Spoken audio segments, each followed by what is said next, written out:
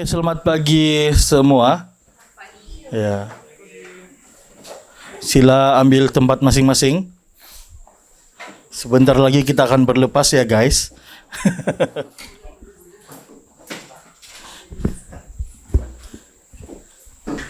Oke, saya Cipe. Saya akan buat secara ringkas overview ini projek padi lah. Paling ringkas lah, kalau saya dapat 5 menit saya cobalah kan. 5 menit. Ni first ni apa yang saya mau highlight dengan anda semua, yang logo-logo sini bawa adalah agensi ataupun sesiapa badan yang bekerja sama untuk menjalankan projek padi.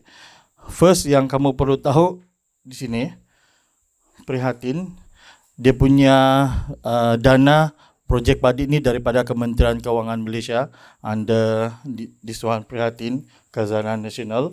Lepas tu dia turun kepada Yayasan Hasanah, terus kepada mana logo satu lagi ni?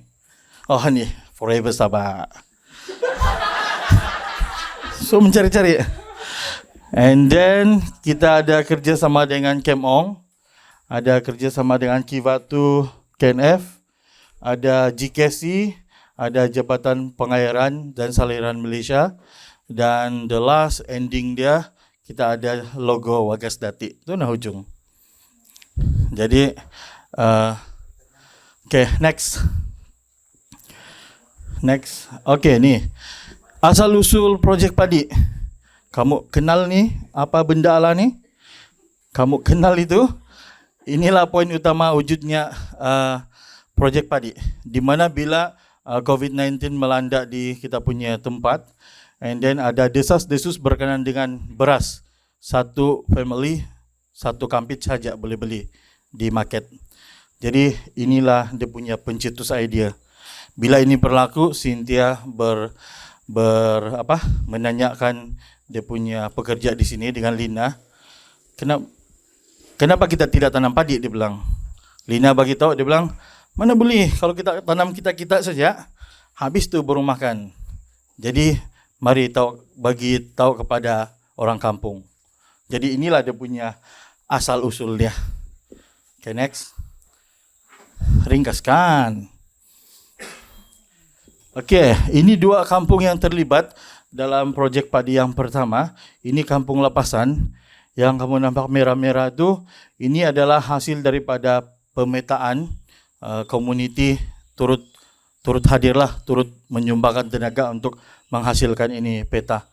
Jadi kita dapat identify keluasan di Kampung Lapasan ini ada 12 ekar. Kurang lebih 12 ekar lah. Next. And then kita dapat lihat juga ini di Kampung Tinuhan. Yang sini nih dia punya penama dia. Jadi kita nampak yang kawasan merah itu hanya itu sahaja yang dikerjakan pada projek padi 1.0. Ada next. Okey, ini yang kita ni. Kalau kita tengok yang tadi dua peta tu, sini adalah Lapasan. Di sini Tinuhan. Untuk 2.0 kita kasih lebar lagi dia pergi Wangkod dan Timbau. Kalau kamu tengok yang hijau tu, itu adalah sawah yang ditanam. Sentiasa tiap tahun kena tanam padi. Manakala yang merah itu adalah sawah buka baru. Pada awalnya di sebahagian Lapasan ada 47 ekar tu mendaftar untuk buka tanah baru.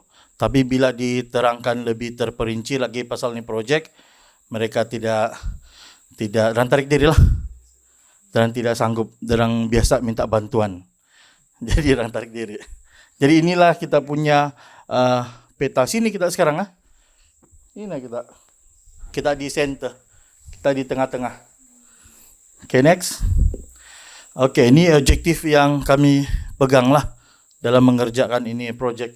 Dalam projek padi 1.0, kami ada 4 objektif yang utama. Yang pertama adalah menyokong pengeluaran beras, membantu petani beralih kepada kaedah yang lebih mampan, iaitu kami memperkenalkan kaedah SRI.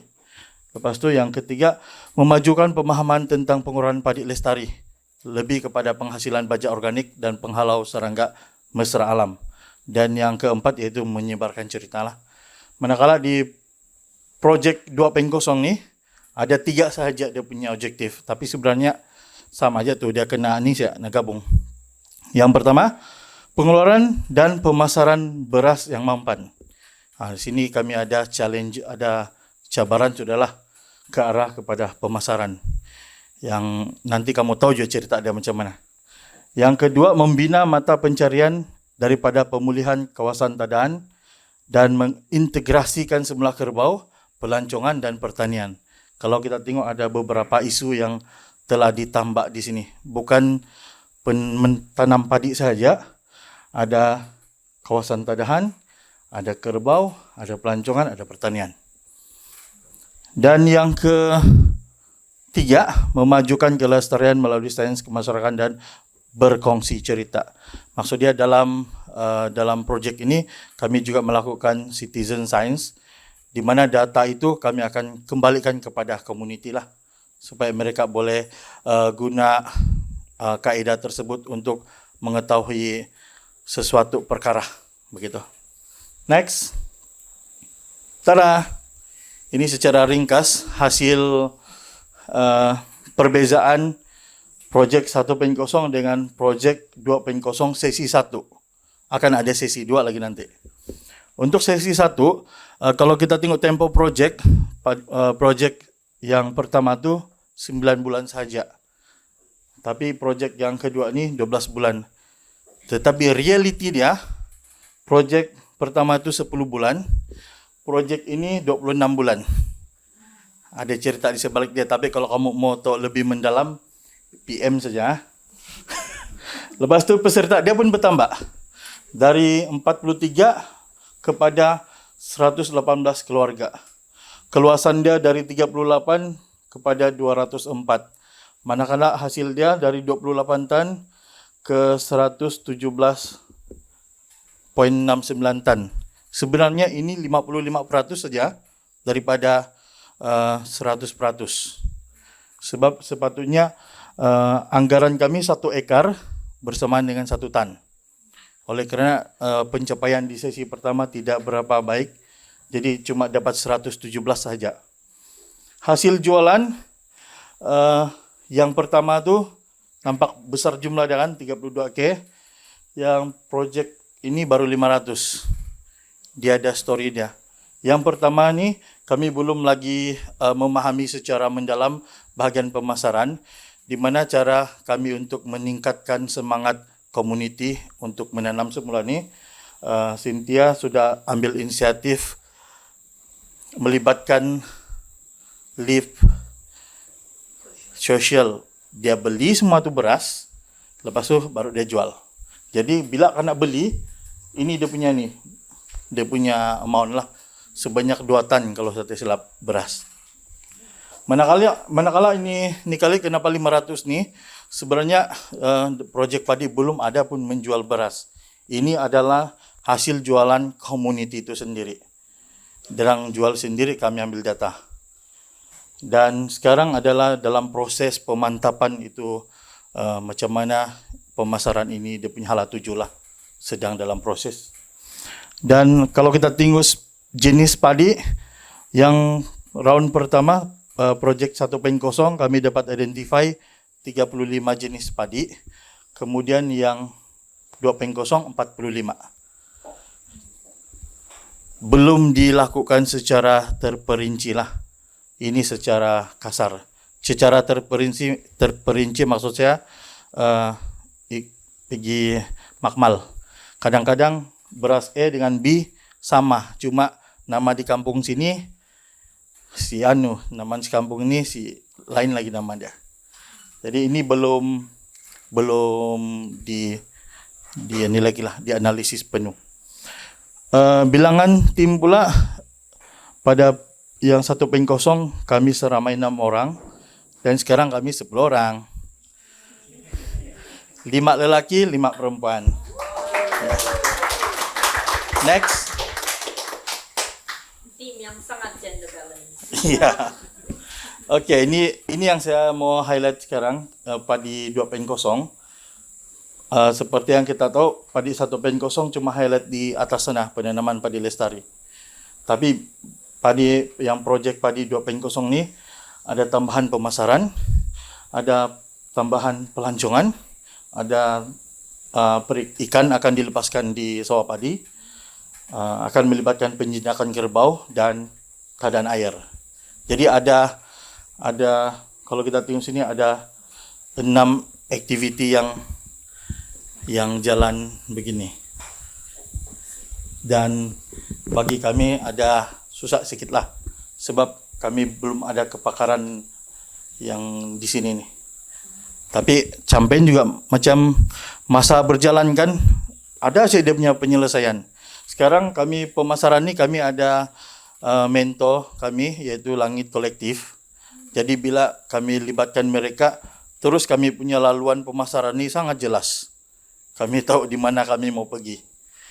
Jadi pelancongan ini kami baru Riki si Yanti. Yanti kan akan jadi kami punya inilah sini expert. Perikanan akan kami sebab dia pelepasan saja first, kami akan buat sendirilah, belum ke arah selidik spesies ikan yang sesuai itu tidaklah. Kami akan try and error, begitu. Kami pilih ikan talapia, tapi akan dilepaskanlah ini tahun lah. Manakala penjinakan kerbau pula kami bergantung dengan si Linggit. Kamu kenal juga kan? Linggit.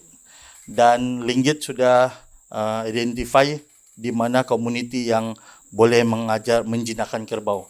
Maksudnya local trainer lah. Dan keadaan air pula kami akan merujuk kepada Dr. Colin yang baru kemarin saya jumpa face to face. Ya, jadi inilah kami punya serba sedikit. Nanti kamu akan dengar daripada tim-tim yang lain berkenaan dengan aspek yang mereka kontrol lah, mereka jaga. Selepas ini saya akan menjemput Mat untuk memberitahu berkenaan dengan penanaman padi lestari. Dia akan sentuh kaedah yang kami perkenalkan, iaitu kaedah SRI, dan dia akan sentuh baja organik. Hai semua, selamat pagi. Nama saya Mat.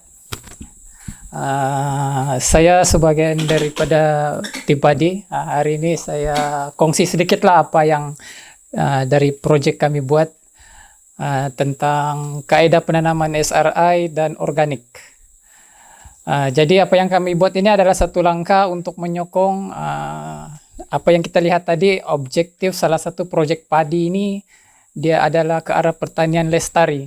Jadi fokusnya yang projek padi 1.0 adalah penanaman padi secara lestari. Projek padi pada 2.0 kita kembangkan dia. Jadi berdasarkan apa yang kami lihat sebenarnya bila mula projek ni petani dia masih macam tidak ada sesuatu yang baru. Jadi kita perkenalkan, kita bawakan satu kaedah penanaman yang dipanggil penanaman SRI, yaitu penanaman padi secara intensif yang lebih sistematik lah. Kita lihat berdasarkan permasalahan orang kampung sini, pada sebelumnya dorang just tanam yang amalkan macam 3T. Lepas tu ada yang tanah terbiar, yang 3T ni tanam tinggal tuai.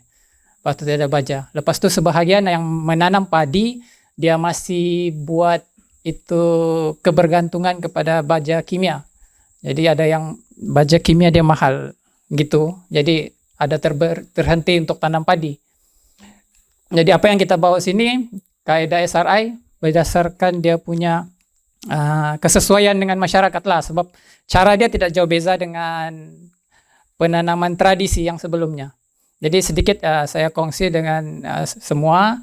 Kaedah SRI ini sebenarnya sudah lama diperkenalkan kepada petani, dibawa oleh Jabatan Pertanian. Suatu ketika dulu lah, start macam 2010 begitu masuk Sabah. Tapi setakat beberapa orang saya lah yang sudah kenal. Jadi kita perkenalkan kaedah SRI, ya satu kaedah yang lebih mesra alam, lepas tu lebih jimat penggunaan baja kimia, dan kita lebih menyelamatkan alam sekitar. Jadi itulah yang kita bawa kaedah terhadap 4 kampung ini. Jadi sedikit berkenaan dengan organik, ya kami juga buat bengkel dan latihan. Kita latih orang-orang kampung dalam melakukan pembuatan baja organik. Jadi kita tanam padi, bukanlah kita bergantung baja kimia. Sebaliknya sebenarnya proses pembuatan baja organik itu sebenarnya kita ambil daripada keadaan sekeliling kita. Jadi maksudnya mereka jimatkan kos daripada menggunakan pakai 100% kimia. Jadi tujuan dia kita ajar orang kampung untuk buat sama-sama benda tuh. Jadi ya biasalah orang kampung penanaman yang macam ni dorang lebih suka tunjuk hasil dulu. Tengok hasil baru percaya. Kalau untuk buat terus mungkin susah sikit. Jadi ya dalam projek padi 1.0 kita sudah berjaya lah. Kita ada sama-sama buat dengan mereka kaedah ni. Jadi secara keseluruhannya projek padi 2.0 ini kita amalkan dan kita cuba perkenalkan kaedah penanaman secara SRI, dan kita ajar masyarakat kampung, 4 buah kampung seluas 204 ekar di kampung Lapasan, Tinuhan, Timbau dan Wangkot. Tujuan dia sebenarnya adalah merangkumi kita bawa kepada suatu pertanian lestari untuk kita mengembalikan suatu penanaman kepada sesuatu yang lebih mesra alam. Kita lebih kepada menyelamatkan alam sekitar, kita jaga biodiversity, lepas tu kita menghasilkan sesuatu yang sehat untuk kehidupan kita. Bukan untuk semata-mata untuk projek padi ini, tapi untuk ke generasi seterusnya, untuk yang skop lebih luas. Jadi ya sedikit gambaran nih, ya inilah kaedah-kaedah ataupun ya kenangan kami di projek padi yang sudah dibuat. Jadi harapan saya ya kami akan terus lakukan semua ini dalam menyokong kita sama-sama menjaga alam sekitar dan keharmonian keempat buah kampung ini, bukan saja 4 buah kampung, tapi secara umumnya di Tuaran, Sabah, dan Malaysia. Besar harapan saya, sekian, terima kasih. So, as you can see here, ini packaging kami dari Project Padi 1.0, and then yang baru ni actually is for Project Padi 2.0. So, this was our first time, and we was learning a lot of things because kami langsung tiada experience. So, kami buatlah saja yang kami tahu.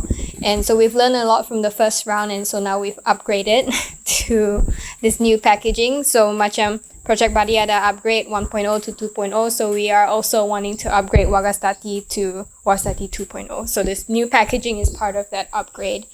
I mean, we changed this for several reasons because dia ni vacuum pack, so kurang ada friend di dalam, which was one pretty big problem during the first round. So we learned a lot from the first round. So this second round, we really wanted to upgrade ourselves, and we didn't, we weren't sure how to do that. We were pretty lost because young marketing, it was not a focus for Project 1.0. Itu kena ditambah after we went through 1.0, we saw that marketing was important, so we added it onto 2.0. So this whole 2.0 phase, we're really learning what the marketing role here is, because young first time what we did was, okay, we got extra rice, we want to sell it, and we want communities to dapat income from that extra rice, but that was all. We didn't really define what the marketing role was. So this second phase, we really wanted to upgrade and define, be really clear what we want to do with the community in terms of marketing. I mean, are we just gonna be the middle person? Macam the farmer give us the rice, we help them sell, or are we giving tools to the farmers to help them sell their rice? So what are we doing exactly? We didn't know what we're doing, so very confused. So this is some of the things we've gone through trying to reach that 2.0. So initially I was thinking, okay, what exactly is Wagastati? Who is Wagastati? Let's do some brand identity activities. But then as we did that, we realized it was kind of falling apart. It's like, is this Wagastati punya identity or Project Padi punya identity? What were we doing? Didn't know. Very confused. And then before this pre-workshop, we found Langit. Langit Collective adalah satu kolektif. Derang pun social enterprise. Derang kerja dengan community di Sarawak. They've been running their organization for 7 years now. So derang banyak experience working with communities and selling rice to the market. So they mainly sell their rice to orang Semenanjung. So they sell beras yang memang turun-temurun and very good quality rice. 1 kilo is like 22 ringgit, something like that. So we wanted to be like them. And so we got in touch with them, and we created a sort of mentorship program with them because we want to learn from their 7 years of experience. We have like 1 year experience that we kind of like muddled through. And so we got a sort of mentorship workshop with Langit that you'll hear more about. So, but before the workshop, the actual workshop with Langit, we did a pre-workshop with the community because setakat ini actually kami tidak tahu betul-betul hasrat community apa yang diorang mau dengan diorang punya beras. Adakah diorang memang mau jadi penjual atau jadi producer saja? Adakah diorang mau semua, like 10 farmers got 10 brands? Who's that? Where's my phone?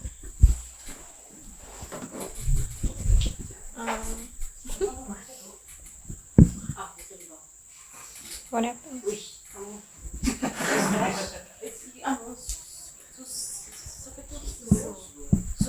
Suzian? Okay, sorry. Right, where was I? So we wanted to know apa impian community, apa yang diorang mau buat.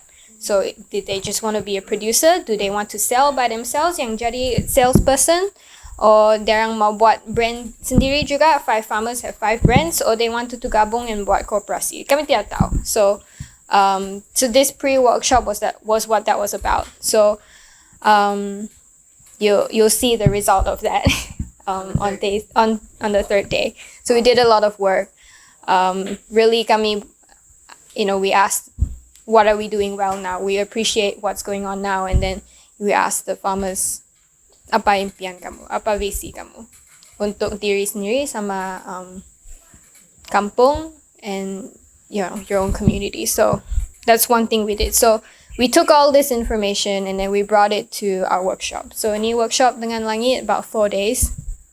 So it's a continuous workshop. Semua team participated, and then one of the highlights really was ada farmer dari Sarawak yang datang. So I'll talk more about that because we have pictures. Wanna go next? Brand identity activities dengan Katrina. So waktu ini kami belajar, kami kena expose pasal apa itu branding, pricing, values, and kami ada setuju 6 values which is grateful, justice in environmental, social, freedom, community, curious, responsibility. And waktu ini kami ada try juga buat vision and mission Wagastati. Tapi macam tu lah. And then next ini waktu ini adalah pre-workshop with community, which is so this was when we were asking the community, what is your vision, what is your dream, just really wanting to understand what their goals, objectives is, so that we see what the collective strategy is that's needed. So next picture. So this was our workshop with Langit. Okay. Module program waktu workshop dengan Langit tu ada 4. First, memahami asas produk berkualiti. Second, memahami pasaran komersial. Third, strategi untuk jenama, komunikasi dan produk. And keempat, penjualan, pendidikan pengguna dan perancangan. Ini adalah salah satu contoh aktiviti yang kami ada, brand positioning, di mana kita boleh nampak kita punya, di mana Wagasdati, dia premium kah, dia beras premium kah, dia bukan premium, dia high quality kah, dia high price kah, macam tu. And di sini, itu Anti Rumi yang topi merah tu, dia banyak ajar pasal product quality, which is, ya, kita sebelum ni tidak berapa nampak atau ketengahkan produk quality. Tapi waktu ni nampak betul beza quality beras kita dengan beras yang lain lagi. And yang itu adalah kami ambil dari apa projek padi punya yang betul-betul dorang mau buat. Apa projek padi punya, kenapa projek padi dibuat, and kena ambil lagi dari aspirasi community yang mana kena dapat dari pre-workshop tu. So that left picture there is really taking what we learned from the pre-workshop, the community's vision, the dreams, what they want from the community, as well as then on the other side, what is Project Padi's role here? What is Project Padi doing? So taking those two and then figuring out what exactly is Wagasdati, who Wagasdati is. So taking the community aspiration and vision, taking the kind of values and the core of what Project Padi does, and really finding out, what is Wagasdati, Wagasdati's role, and who is Wagasdati. A little bit, just want to expand a little bit about this product quality sort of workshop we had with Anti Rumi. So Anti Rumi is from Sarawak. It's one of Langit's kind of star farmer that they work with. They're in Long Samadu. So product quality is something that's very, very, very important to the market. You go to your shopping, you go to the supermarket, you look at the rice, they're all beautiful rice, and that's what we see, that's what we know. But actually, if you look at our rice, some of the rices that we produce in the kampung, they look hancur. So you never see that in the market because that's not what the market wants. That doesn't get sold to the market. So if we want to sell to the market, there has to be a certain product quality. And that's not something that we knew about. The first round, we didn't know we didn't pentingkan product quality. All we know is like, this is, rice that we grew in kampung rice, and it's not seeds that we got from the ag department. So in a way, they're, warisan, beras warisan. So that's all. And our rices actually weren't that special, to be honest. And so how do you take all of that and then expect to sell it to the market and expect the market to buy it? Your story can only go so far, even though it's very, very important. But the product quality is also what matters, because at the end of the day, when consumers buy, they pay. They want. There's a certain quality that they expect, standard that they expect. So this was a very key thing that we learned from Langit. Product quality is everything. You can sell your story as much as you want, but at the end of the day, it's your product that will speak, because that's what you're eating. And so we really learned that. And so this time round, the second round, we're gonna really focus on how to get that quality. Yeah. So, bila semua sudah kami gone through aktiviti-aktiviti semua, kami semua setuju yang Wagasdati adalah untuk trend and learn with communities about marketing, and Wagasdati as an example product for community. Maksudnya kami sudah belajar dengan community yang community sekarang dorang jual di tamu, dorang pandai jual di tamu. Kami sudah belajar itu dari dorang. Lepas tu dorang yang ini Wagasdati as an example product for community. Maksudnya dorang belajar untuk level up lagi. Dorang bawa dorang punya produk di luar daripada kampung macam tu. Untuk market dorang punya produk outside the kampung. Okay. Next plan, kami akan buat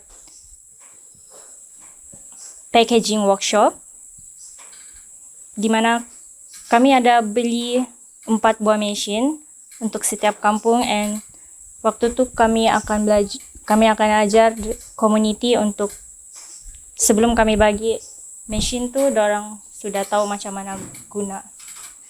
And second plan is costing workshop. Di situ kami akan dedakan apa yang kami sudah belajar dari langit kepada community untuk belajar macam mana buat pricing supaya dorang tahu macam mana cost semua dan price untuk dapat harga yang betul. And yang ketiga ialah product quality. Kami akan ketengahkan product quality supaya community dapat upgrade dorang punya quality and dorang dapat market. Okay. Can we go back to the last one? Okay, here. Just to expand on this a little bit more, to train and learn with community. So we put train in train like this because we're not exactly experts, but we find people who are experts like Langit to teach us what they've learned, and then we bring that to the community. So that's what that means. And this is all a new experience for us marketing rice. So that's that learning with the community together. How do we bring our story and our rice to the market? And then Wagasdati is an example for the community is really, because sekarang banyak orang kampung they plant their rice. They know how to sell. They go to the tamu, they sell to their friends, they sell to the family. They know how to sell to people around them. But what they don't know how to reach and who to reach is the people outside of their own circle in the bandar. Itu yang mereka tidak tahu. So Wagasdati as an example is kind of how to reach that market outside of this small circle. How to reach the urban market kind of thing. And also just how to create a really good quality product that the kampung people can be proud of. This is what we planted, and this is good quality product, good for your health, and everybody's paid fairly, and it's so something that we can be proud of. So for our next steps, we struggle initially, with understanding and really understanding what Wagasdati's role was in the beginning, and then one of the things that we struggled with was also pricing, because we didn't know how to price the rice. A lot of farmers were asking us, okay, how much can I get for my rice? And so, we don't have that power to decide, okay, this is X amount of rice and this is it. So that's where kind of the costing and pricing workshop comes in, which is really, really important, because it's such a sensitive thing. It's not something we can decide for them. They have to look at their own costs and see what's worth. And then so really from here on out, our next plans is really just to see again what the community wants and see how we can help them and learn on the way with them. Okay, that's all I got. Tadi kan saya tunggu-tunggu apa nih next plan dia kan. Kalau kamu perasan dia punya corak di sana kan sangat complicated. Tapi nampak shape dia juga kan. Begitulah planning dia yang berlaku di pemasaran nanti. Dia nampak complicated tapi ada shape dia sudah. Itu yang lupa sampaikan tadi lah. Apa yang kami mau sampaikan di sini adalah cabaran kami dan juga pengalaman kami yang berlaku di lapangan. Oke. Di sini setiap bengkel yang kami adakan um, bukanlah bilang semua excited datang pergi bengkel, tapi apa yang ada kita nampak di sini gambar bengkel penternak kerbau. Seperti apa yang si Cipe cakap tadi, kita ada padi, kita ada kerbau, kita ada ikan, tapi ini kami buat bengkel kerbau, dan bila kena panggil, kalau ikut betul peserta untuk penternak kerbau sebanyak 17 orang, 10 dari Wangkod dan 7 dari Tinuhan, tapi ada lagi yang tidak tersenarai sebab dorang tidak minat. Saya pun heran kenapa dorang tidak mau datang. Tapi kalau kita bilang ada bantuan di sini, ada bantuan di sini, kalau kerajaan yang bagi bantuan, terus semua satu kampung mau datang. Tapi sebenarnya semua sini ada kerbau yang ada di sini dan yang penternak lain. Tapi ini yang kami bawa di sini lah. Mungkin saya punya iklan tidak berapa menarik kali. Dan cabaran kami seterusnya musim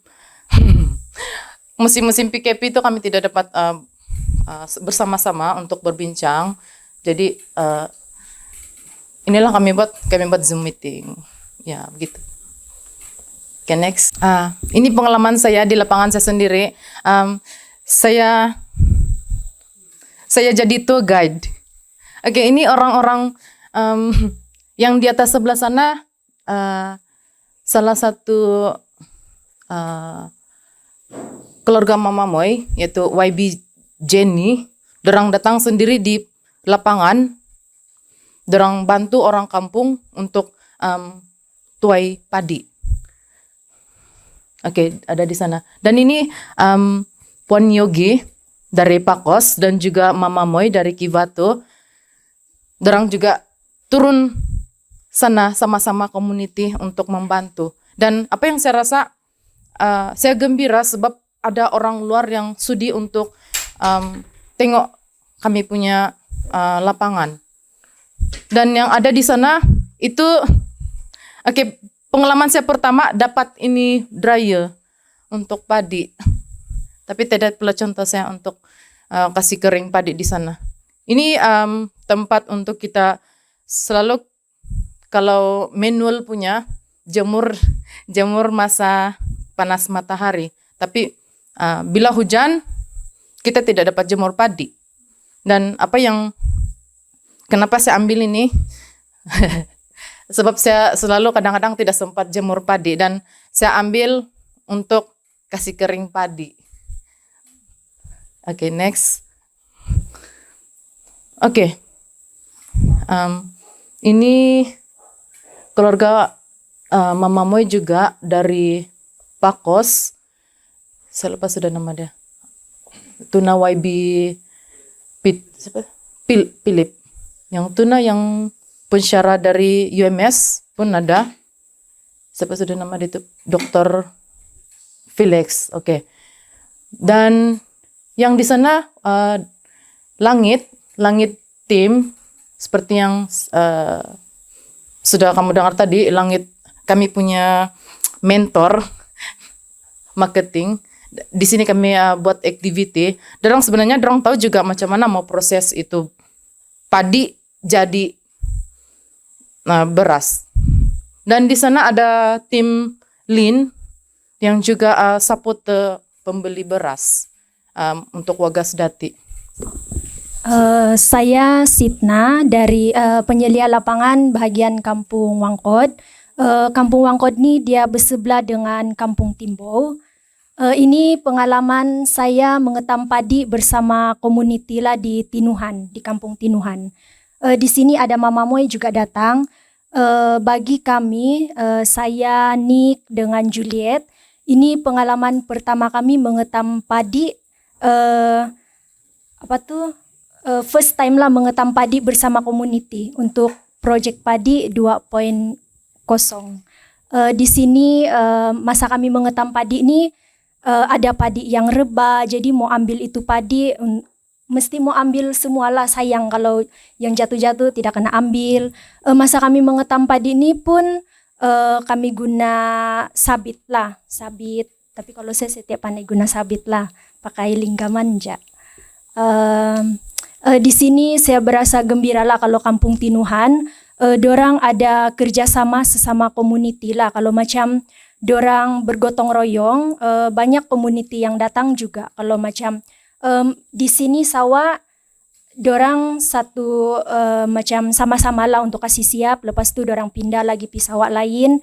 Sebab kalau di kampung saya, dorang lagi suka sendiri-sendiri. Sebab dia bilang macam dorang rasa, dia bilang saya cepat penat, jadi saya suka apalah dia bilang. Macam dorang suka yang stop-stop kerja berapa menit begitu duduk. Jadi dorang lagi suka sendiri-sendiri. Dorang tidak suka macam gotong royong macam begitulah mengetam padi macam Kampung Tinuhan. Saya Nanak, macam yang kamu sudah kenal. Saya bertanggung jawab untuk menjaga ataupun vesi di Timbau lah. Timbau itu ada di bawah sana, nanti kita pergi juga. Oke. Baik, saya akan bercakap tentang pengalaman dan apa sudah, jangan kau ketawa sana. Si ketawa-ketawa siapa? Dia ada satu memori tentang saya mengenai pengalaman dan apa? Belajar. Sebab saya pernah jatuh di Kopel dulu, jalan di hutan kan, terus tergelincir. Adalah cerita dia tuh. Jadi yang dia ketawa tuh. Oke, tidak apa. Saya akan ceritakan tentang inilah. Ini banjir ini berlaku sebenarnya di Timbau lah. Ini sebenarnya semua nih yang begini nih kamu nampak. Ini nih sungai nih kecil aja sebenarnya, anak sungai lah. Yang besar tuh itu sawah padi tuh. So bila banjir ataupun hujan yang lebat, inilah yang terjadi. Tuh rumah orang tuh yang di pulau-pulau tuh. Itu rumah orang. Baik. Sebenarnya di mana-mana tempat pun cabaran yang sebegini memang berlaku. Cuma apa yang saya mau kasih tahu sama kamu ialah community bila ada banjir yang begini, dan akan oleh karena kami sudah ataupun kita sudah masuk di sana sebagai project padi, dia akan refer sama saya. Jadi bilang, ada bantuan nggak? Ada bantuan nggak begini? Habis punya begini permatang apa semua, anak benih semua sudah hanyut begitu. Jadi apa yang kita dapat lihat di sana adalah mindset orang itu. Jadi kalau vesi yang macam kami ini yang bertanggung jawab untuk menjaga itu project di sana, paling susah untuk kami punya cabaran lah untuk bersama dengan community adalah untuk mengubah orang punya mindset daripada manja ataupun sudah biasa dengan bantuan-bantuan yang diberikan oleh kerajaan. Itu satu. Kedua, mindset orang dalam penggunaan baja. Itu bagi saya lah cabaran-cabaran yang ada pada saya. Sebab orang bilang manja lah. Ya, saya mau pakai baja. Oke, sinang. Kalau baja, kena bagi subsidi pula. Oke, racun pun subsidi pula. Anda bagi. Beri. Jadi apa yang kami punya tugas di sini adalah mengubah orang dari kimia kepada organik. Itu bukan sinang. Sampai sekarang, Timbau masih belum percaya, masih blur-blur apa. SRA itu apa? Gitu. Yang hanya dalam tidak sampai 5% pun tidak sampai. Yang mengikuti SRA ataupun organik. Derang dapat terima, tapi derang tidak mau aplikasi.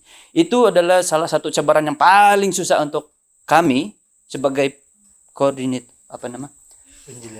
penyelia lapangan. Betul. Penyelia lapangan untuk mengubah itu semua. Tapi tidak apa. Yang penting kita sudah bagi derang input tentang organik. Sama ada derang mau praktik atau tidak, terpulanglah. Cuma kita sudah bagi input lah. Baik. Yang kedua ini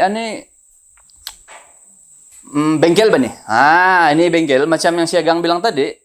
Kalau derang kita buat bengkel, kalau outsiders punya trainer, derang oke, derang setiap kenal. Jadi derang teringin untuk mengetahui apa yang spesial sangat dibawa nih lang.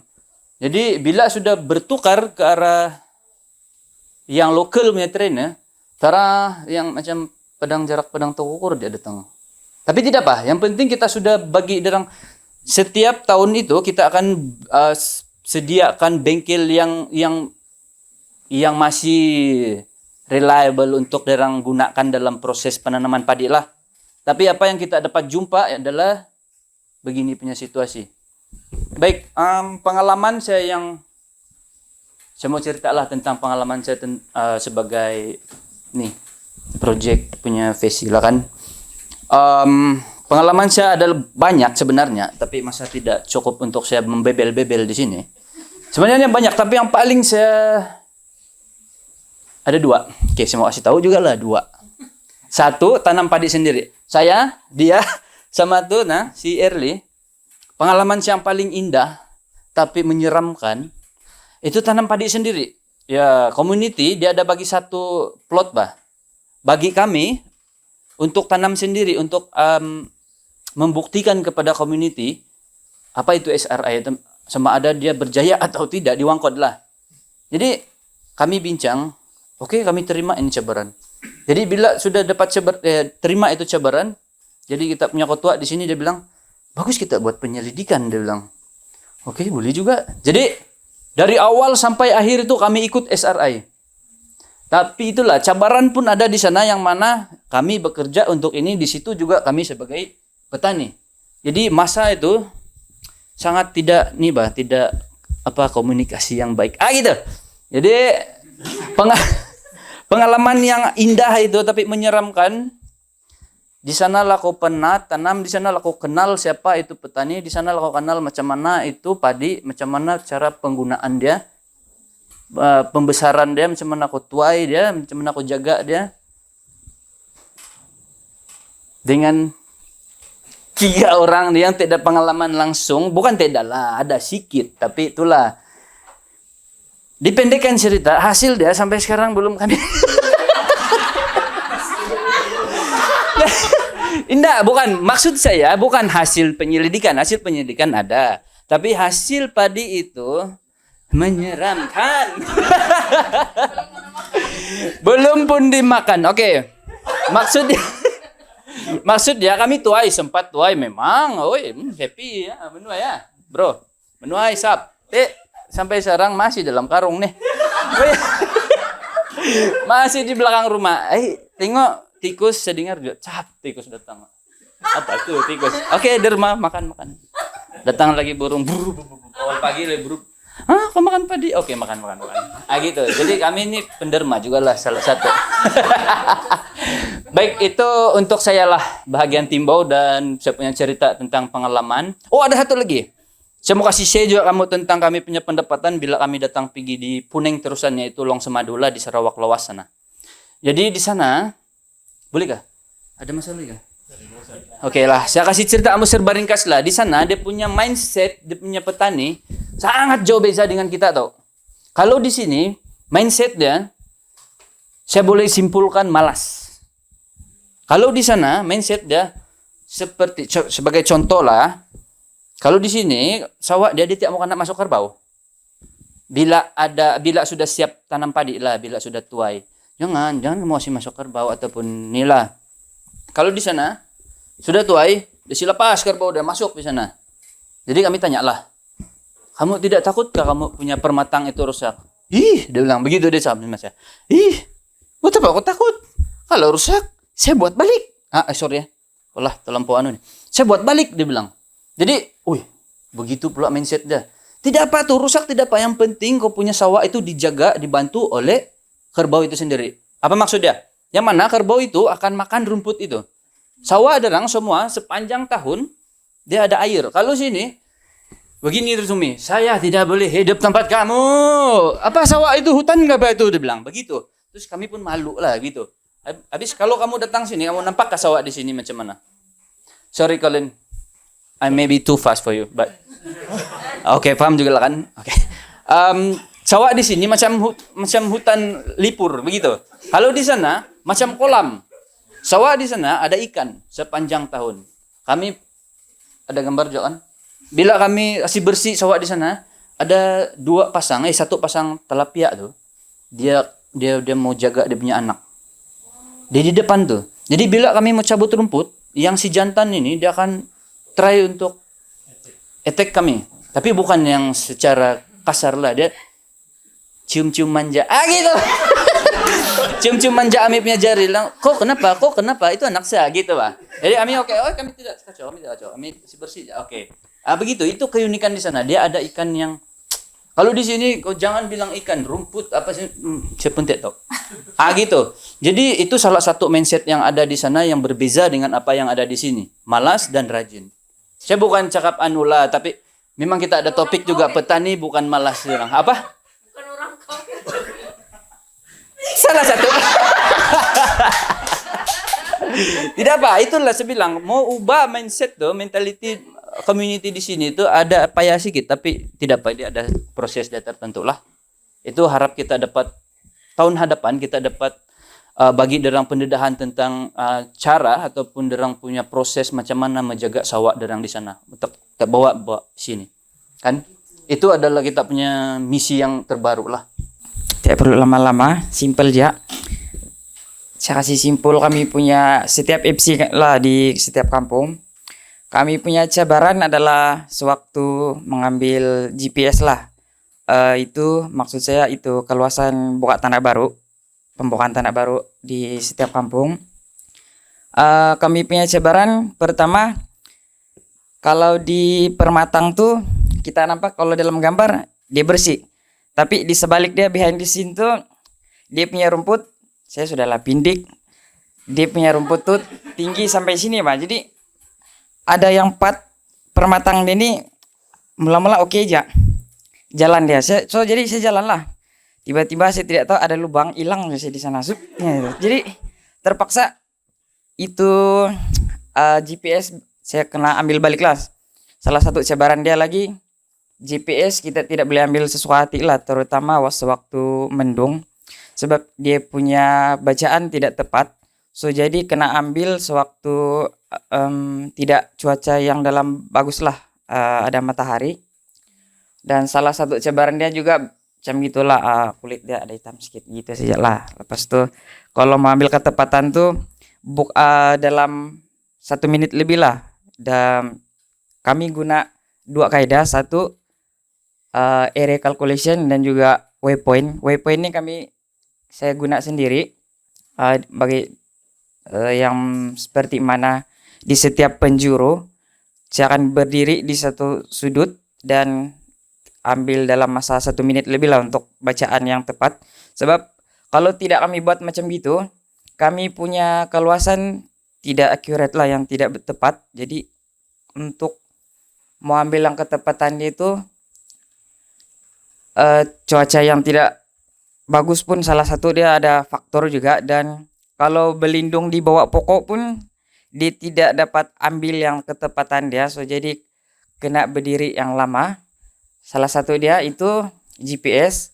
Cabaran yang kami selalu hadapi lagi, sewaktu mau turun lapangan hujan, itu salah satu dia lagi. Jadi pelbagai cabaran lah yang kami hadapi. Selain ambil keluasan, hujan pun kami tidak dapat turun. Dan juga sewaktu ambil nih ataupun mau turun lapangan, mau tanya sama community, mau ambil collect data, cabaran dia seterusnya adalah anjing. Memang di kampung ada anjing, ada yang dia di tempat kami tuh ya memang ada anjing. So jadi kalau yang tidak biasa ada dia bukan mau kejar juga, dia cuma mau bagi salam aja betul. Cuma kita tidak tahu bahasa dia kan. So itu ada salah satu lah. Jadi pengalaman yang baru yang saya dapat di sini adalah next slide. Yang ini saya mau tambah. Kami punya plot kajian tuh di Wangkod. So jadi inilah muka-muka yang 3 orang tuh. Kami punya plot kajian, keluasan dia 0,12 di Wangkod tuh. Ini adalah pengalaman pertama kami untuk buat satu kajian pasal SRI lah. Kami bagi contoh kepada community supaya derang akan tengoklah macam mana perbezaan tradisi dan juga SRI ini. Maksud saya perbezaan dari hasil tuayan lah. Dan kami punya pengalaman di sini, memang saya bagi tahu pengalaman tuh ada juga, cuma tidak meluas. So jadi kami guna secara manual punya merata, bukan guna mesin. Kami guna bambu merata dia. Lepas tu salah satu cabaran dia lagi di sana ada linta. Lepas tu di sana tidak juga dalam lah, lebih kurang paras lutut begitu. Lepas tuh ini pun kami punya masa kami ambil nih cabaran kami lebih kurang dekat 1 minggu lebih juga sebab campur hujan tolak hujan. Lepas tuh kami punya kerja lagi selain buat di lapangan, kami ada project activity lain lagi. Lepas tuh kami punya masa memang ada bertentangan lah, bertembung saja kalau ada activity yang mau dilakukan, macam contohnya kami membuat bengkel, so jadi kami punya plot kajian tergendala macam gitu. Itulah salah satu kami punya cabaran dan pengalaman baru yang saya dapat.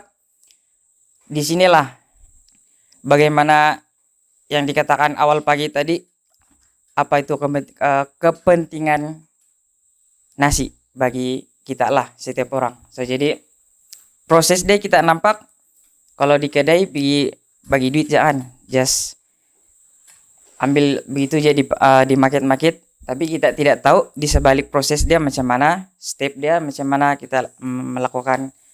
So jadi beginilah kami punya kerja di lapangan. Ini kami punya kajian nih di Wangkod. Wangkod nih di sebelah sinilah. Nah, mungkin kalau kita ada juga turun lah, mungkin sebelah petang. Kayak pengalaman baru saya lagi. Seterusnya saya dapat inspirasi lah macam mana untuk handle community, sebab community ini bukan senang untuk diurus, sebab pelbagai project, pelbagai cabaran juga dihadapi. Kalau macam kami padi, kami mau handle community ini, salah satu dia community dia banyak alasan. Kami sudah kasih tetap tarik activity masyarakat ataupun adakan bengkel, ada perjumpaan. Di sana akan ada permulaan dalam grup tuh ya memang cakap ya saya akan join.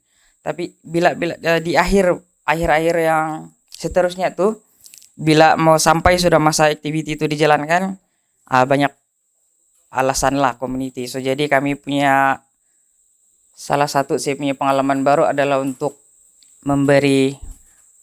membuka mindset community lah. Saya tidak terus yang push derang lah, secara slowly ya, tanya dia macam mana, kenapa tidak datang. Dan pengalaman baru saya selain dari handle community ini, itulah belajar nih SRI. Gambar yang last nih, inilah tim padi 2.0, 5 laki 5 perempuan. Akhir kata dari saya, sebenarnya kalau kita dengar project padi, wah kamu oke macam sukses saja kan, tapi behind the scene dia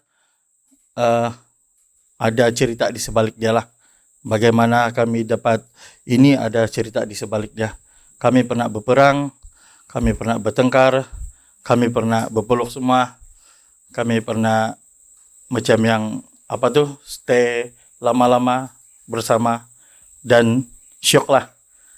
Itu yang kami mau highlight lah daripada project padi. Itu saja dari saya.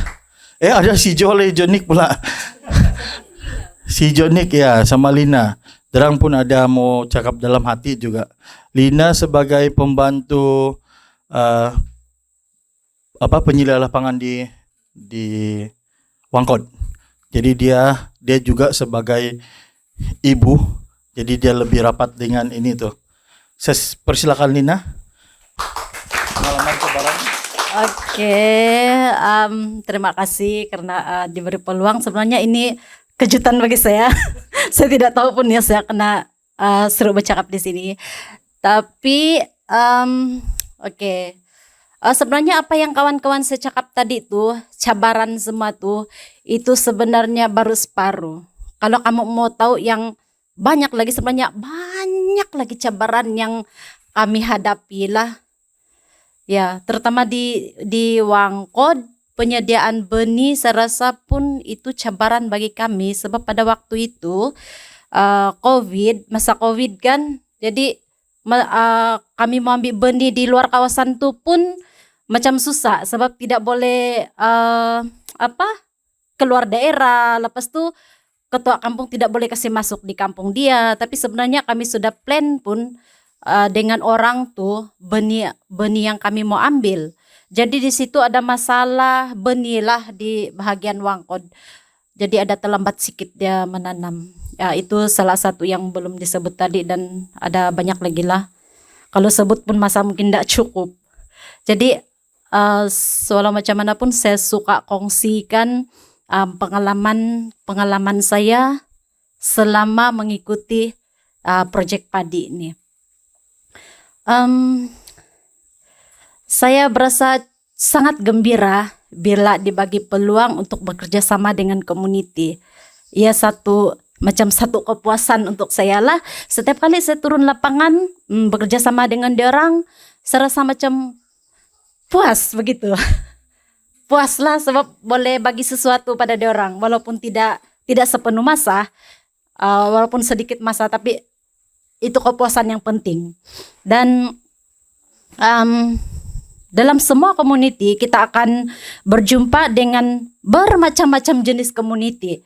Jadi bila saya bekerja sama dengan community, situasi itu mematangkan saya. Bukan apa, kalau tengok dari segi usia memang cukup matang sudah, tapi bila bekerja sama dengan community, dia macam mana ya,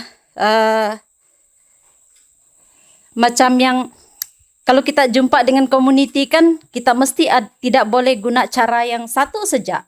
Kita mesti guna banyak cara. Macam kalau kita berjumpa dengan grup ini, grup ini, kita kena guna cara yang berbeza untuk mengekalkan perhubungan yang baik dengan community. Ya, saya rasa itu yang pentinglah bila kita bekerja sama dengan community. Kita tidak boleh fikir tentang diri kita, tapi kita kena fikir community dalam masa yang sama. Apa yang kita sampaikan itu sampai tapi tidak mengecewakan community. Ya, itu saja. Thank you.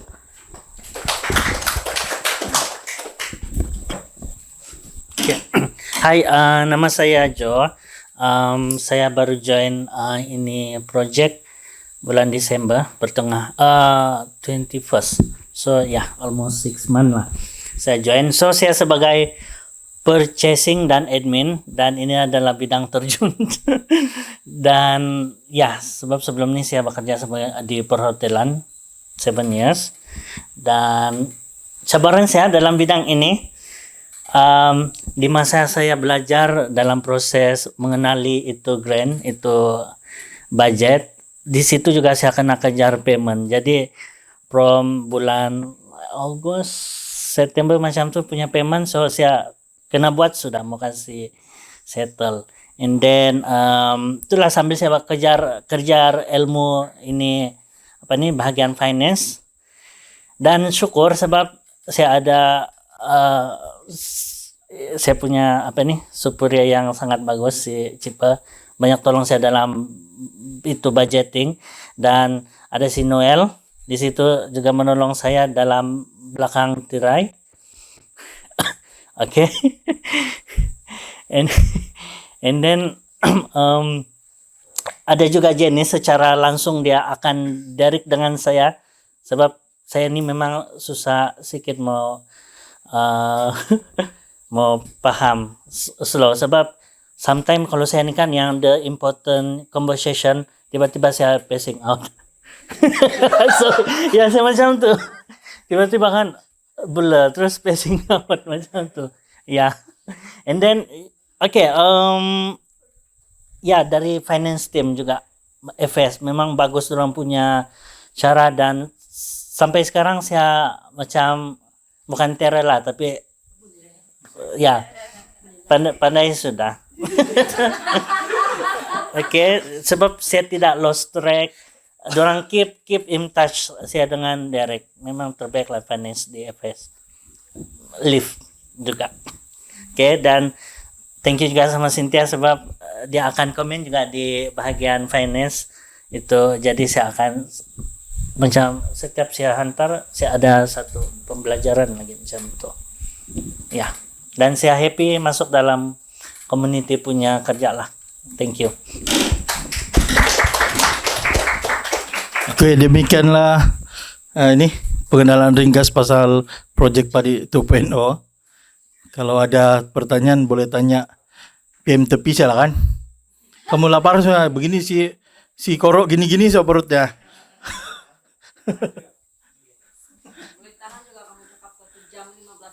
Nah. Paling pendek tuh. Nanti di lapangan nanti kita cerita lagi lah. Harap yang tim Padi tidak kena pilih kamu bersama. Maksudnya dengan yang lain supaya kita boleh berkongsi pengalaman. Itu sahaja dari kami. Sekian, terima kasih.